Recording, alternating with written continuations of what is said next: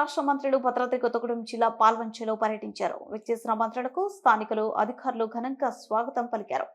భద్రాద్రి కొత్తగూడెం జిల్లా పాల్వంచ కిన్నెరసాని బోటింగ్ ని పరిశీలించిన డిప్యూటీ సీఎం భట్టి విక్రమార్క, మంత్రులు తుమ్మల, జూపల్లి, ఖమ్మం ఎంపీ రామసహాయం, రఘురామిరెడ్డి, ఎమ్మెల్యేలు కోరం కనకయ్య, పై వెంకటేశ్వర్లు, జారి ఆదినారాయణ, కూనంనేని సాంబశివరావు పర్యాటక ప్రాంతంలో ఎటువంటి అవాంఛనీయ సంఘటనలు జరగకుండా తగిన జాగ్రత్తలు తీసుకోవాలని సూచించారు. త్వరలోనే అద్దాల మేడ అందుబాటులోకి తీసుకొచ్చేందుకు అధికారులు చర్యలు తీసుకోవాలని చెప్పారు.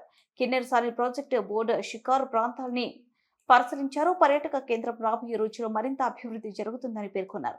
పాల్వంచ కిన్నెరసాని బోటింగ్ ని పరిశీలించిన రాష్ట్ర మంత్రులకు బోటింగ్ లోనే విందు భోజనం ఏర్పాటు చేసిన టూరిజం అధికారులు.